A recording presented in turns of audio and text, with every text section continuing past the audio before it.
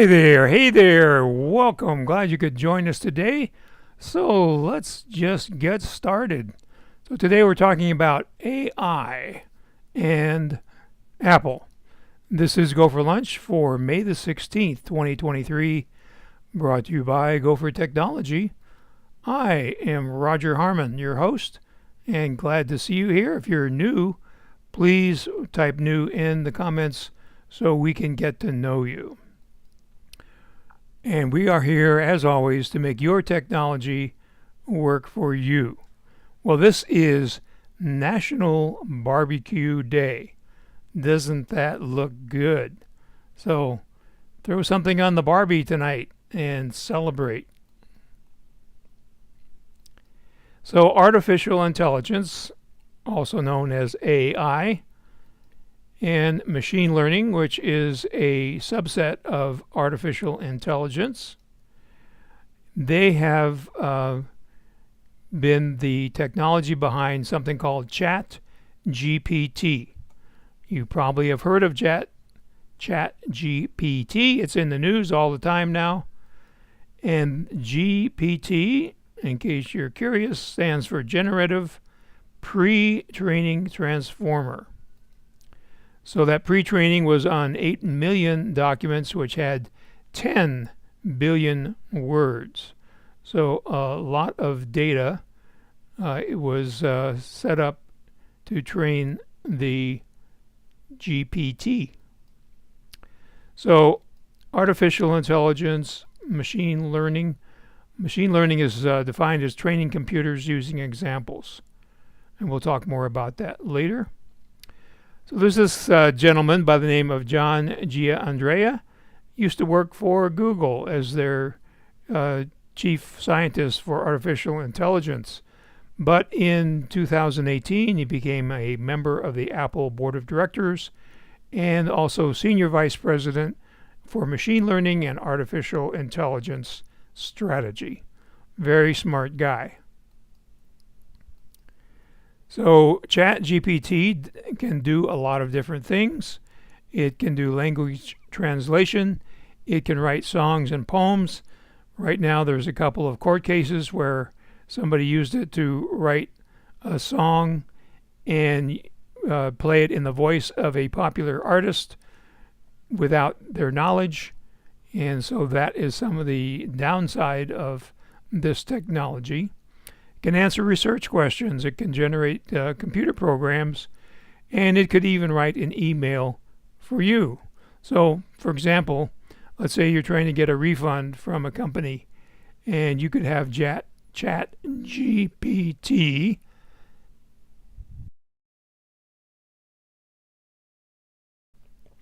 you could have it write a convincing letter, and maybe more convincing that you would be able to do on your first draft. So there are some practical uses for all of us. So some of the limitations are it lacks common sense, and it has a lack of emotional intelligence. Good afternoon, Carolyn. And it doesn't understand context. It has limited knowledge, and it's potentially can give you biased responses. So this information that it has was scraped off of the internet. Well, that information was put on the internet by human beings, which have been known to be biased. So there you are. So another limitation is that in the ChatGPT version 3.5, it only has data up until June of 2021. In version 4, it's only up till September 2021. So it can't predict the future. It can't even predict the present because it doesn't know anything past those dates. Hi, Diana. So it's supposedly programmed so it doesn't promote harm or violence or any illegal activities. However, in my extensive research over the last few days, I have found that there are workarounds that get around those prohibitions. So you may know that Steve Wozniak is the co-founder of Apple Computer, and he was recently quoted as saying that AI is so intelligent, it's open to the bad players, the ones that want to trick you about who they are.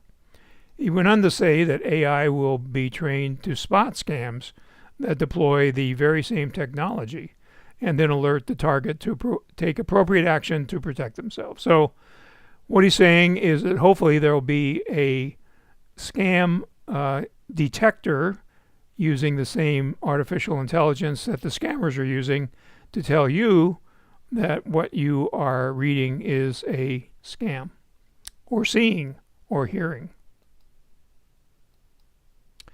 So Woz was among 1,000 different technology experts that wrote or signed a letter asking for a 6-month pause in the development of these tools. Elon Musk was also on that list. That did not happen. So it appears that the profit potential is more important to these companies than the safety potential. So AI is already replacing jobs. So there's companies that are laying off people. There's companies that are not hiring people.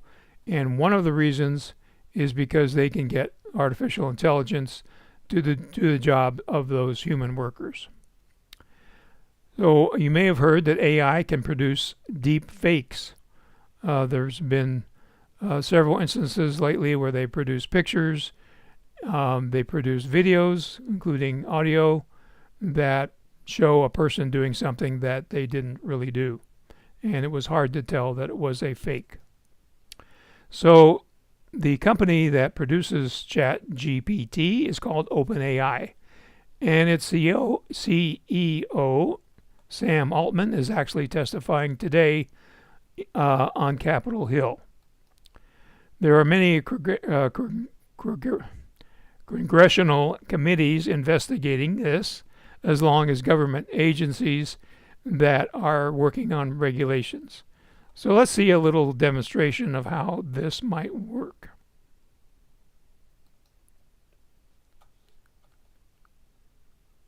So the audio on this is a little rough, but I think you'll get the idea.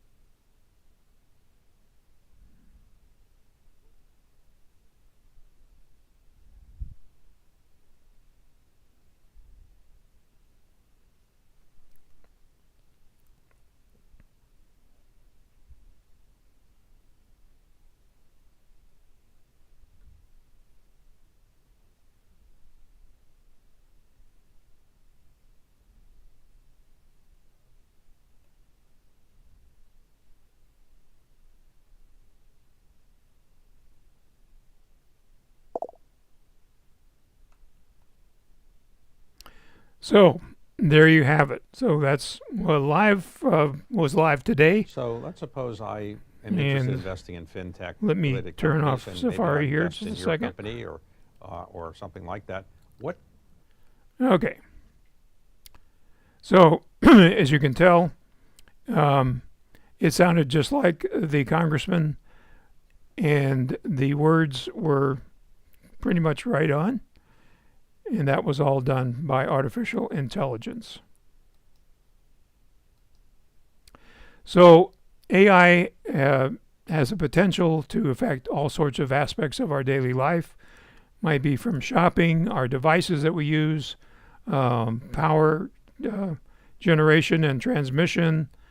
Of course, it's being used in manufacturing and transportation. So this is being called the fourth phase of the Industrial Revolution. So in this graphic here, you can see the first phase was the mechanization using water and steam power, then mass production and assembly lines using electricity. Then the third phase was computer and automation using robots to assemble things like automobiles. And now we're at the fourth phase, using cyber and physical systems with artificial intelligence and machine learning. So the author of this graphic says, take action before it's too late. So we need to be aware of this, which is part of my intention today. And also we need to encourage our legislators to regulate this technology so that it does not get out of hand, which it could easily do. So OpenAI is not the only company doing this. The new Bing, as it's being called for Microsoft, Bing is Microsoft's search engine.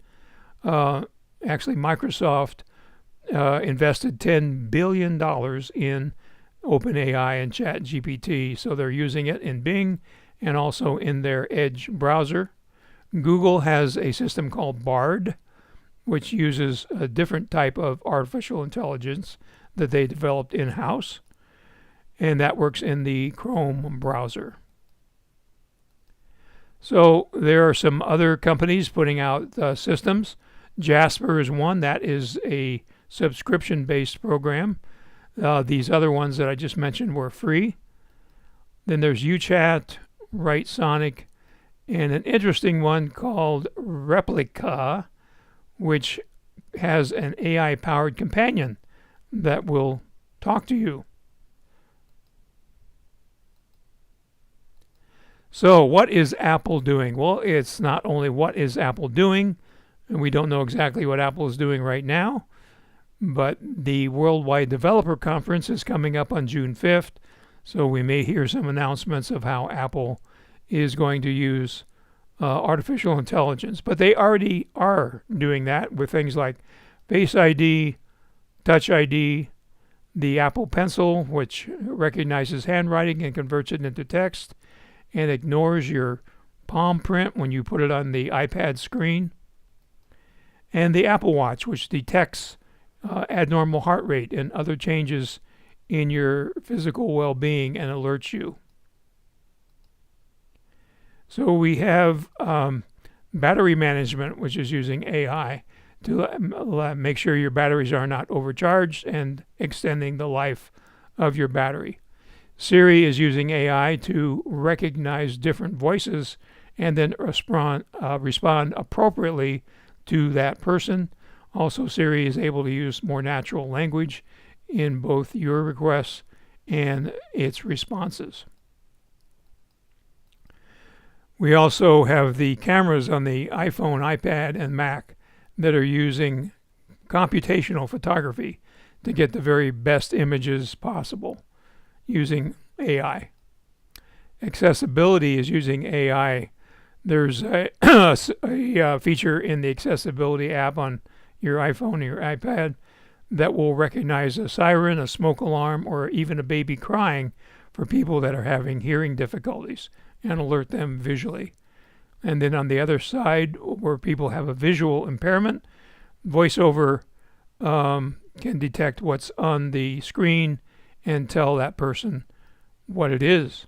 Apple is also making their core machine learning technology available to third-party developers so they can add it to other programs that you might want to use.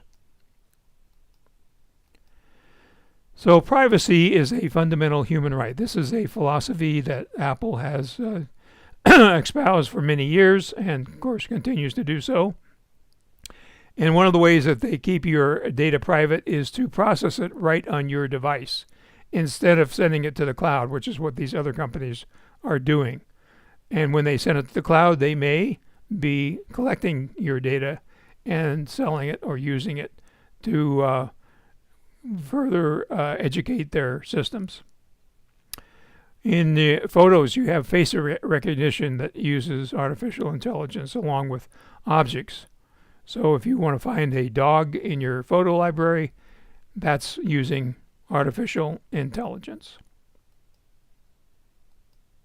So between 2016 and 2020, Apple acquired the most AI firms of Google, Amazon, Facebook, and other big tech companies. In a report to investors and analysts in February 2021, Apple said that they'd added 100 different companies. And of course, they're getting the engineers and the patents for artificial intelligence in those acquisitions. Apple Silicon, which is powering all the Apple devices now, the M1, the M2, and this last week there was evidence that Apple is testing the M3 chip. They all include the Neural Engine, which is designed to process efficiently and rapidly any Apple or any artificial intelligence processes.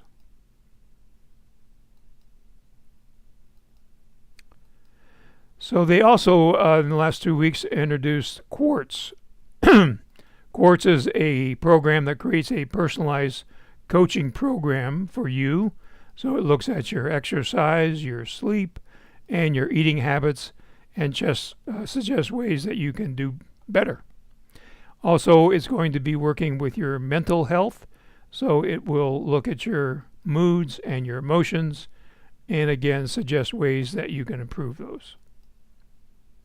So that's an overview of artificial intelligence and how Apple is participating in that. So if you haven't already, please write any questions down in the comments. And if you would be so kind as to forward the GoFor Gazette, which comes to your email every Monday morning about 7 o'clock, to anybody that you know that uses Apple devices. And give us a thumbs up here on our YouTube Live. That helps YouTube distribute this program to other people that we can help. So let's see what we have here as far as questions. So Susan asks, or says, comments, I should say, that Amazon has been using AI for years to tell me what it thinks I want to buy. I'm extremely unimpressed with that simple use of AI. Right. And they're also using it to let you picture products in your in your home. IKEA is doing that, so you can look at a piece of furniture and put it in your living room, for example, and see how it would fit in with the rest of your furnishing. So that's right. There are companies that are doing all this kind of stuff using artificial intelligence.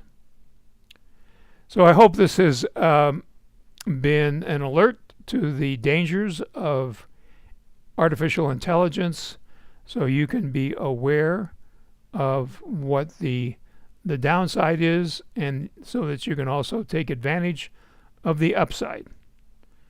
So if you have any questions about this or anything else, or any suggestions for topics you'd like me to cover, my contact information will be coming up here shortly. So have a great rest of your day, and we'll see you next Tuesday at high noon on Go for Lunch.